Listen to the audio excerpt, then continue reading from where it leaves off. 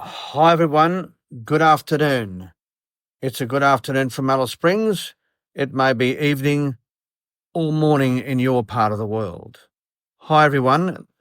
I am your presenter and host. It's Murray Stewart, and this is episode 1162 of Blind Magic in Alice Springs.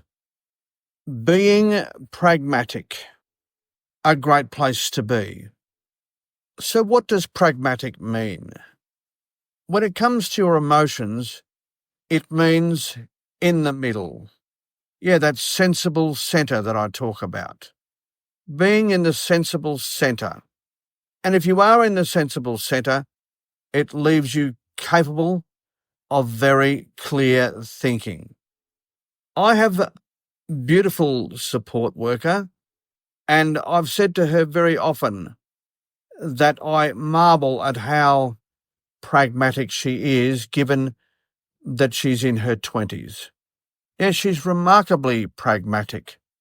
So today I thought I would ask her, given that English is not her first language, what she understands by the word pragmatic. And once again, she clearly understood that the term pragmatic and was able to interpret it very, very clearly. But how does one get to that pragmatic position very quickly so clear thinking can guide your way? So medically, as a therapist, I have always got to the pragmatic position by firstly thinking of the worst case scenario in something that I may have discovered in a client at work. And if I do that, I'm quickly able to be pragmatic. Let me give you an example. If I notice that someone has some ischemia, has some areas of coldness in their skin, I automatically jump to the worst case scenario, which allows me to treat the condition very quickly or to send them on to someone who can help them.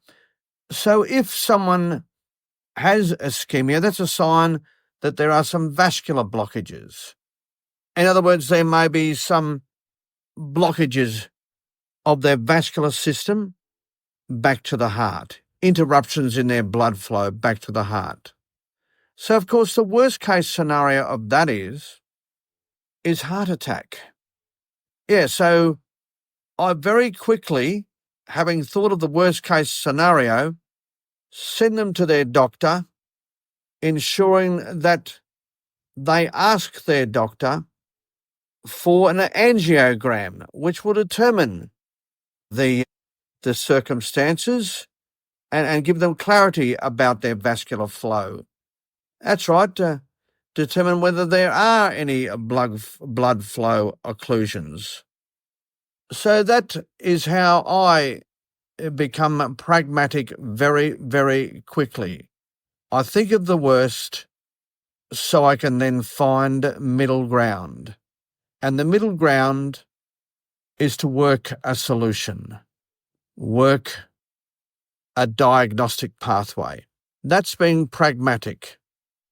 So a friend of mine is heading to Broome. Yeah, he is. He's heading to Broome this Christmas period. And Broome is in the heart of cyclone territory here in Australia, as it is in the northwest of Australia. Yeah, anything that is far north in this country is in cyclone territory. Normally, cyclone season is between now and, say, March, April. And so to find my way and to find his way to the pragmatic position, we spoke about the worst case scenario.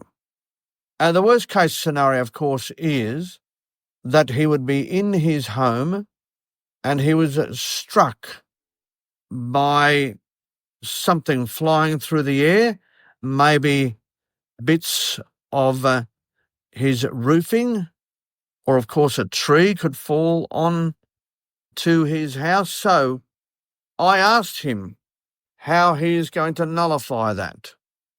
So we were very quickly able to get to a pragmatic position by being able to determine the fact that he is a builder and he has built the house very, very strong, and he does have cyclone-proof areas in the house which he can seek refuge in, and he also ensures that trees that are likely to fall in a cyclone have been cut down very close to his house, and he does also have a cyclone plan, a safety plan. So given that, the pragmatic position is that yes, there is a worst case scenario, but he has already done his best to negate that worst case scenario. So the pragmatic position is that we're as certain as we can be that he and his family will be okay.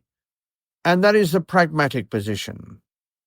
So yeah, my suggestion to anyone out there, in any circumstance, pick a worst case scenario and then work out why that worst case scenario is unlikely to happen because you can negate against it, whether it be medically, whether it be practically, even in your emotional life. Yeah, so you can reach a pragmatic position.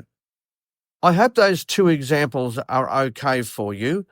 When I treat people at my work, I always take the position that I'm seeing them for the first time, even if they are regular. And the reason why I'm doing that is I always like to ensure that I don't miss anything. Bodies are like landscapes. They're changing all the time, depending on our physical and emotional status, what we have been up to, what we've been doing. That changes the status of our bodies. And that's why I examine each and every patient when they come in. I palpate them with my fingers in order to identify things like muscle spasm, displacement, ischemia, etc., etc. And once anything is identified, I quickly rush to the pragmatic position in order to deal with the situation by working from the worst case scenario backwards, using the methodology that I have just applied in the first two examples. I hope that gives you a bit of a guide about reaching the pragmatic position. You know, as I said, my young support worker, she has been given very, very good grounding, no doubt by her parents and those around her. She's grown up very, very quickly. She's capable of reaching the pragmatic position rapidly, which is very rare of someone in their 20s. So I am praising her all the time in terms of how mature she is, how pragmatic she is, and how wonderful she is. Yeah, she's a very, very sensible and pragmatic young woman, and I love her dearly. I do. I cherish her every day. Thank you, everyone. This has been episode 1162. This has been a Blind Magic Communications production.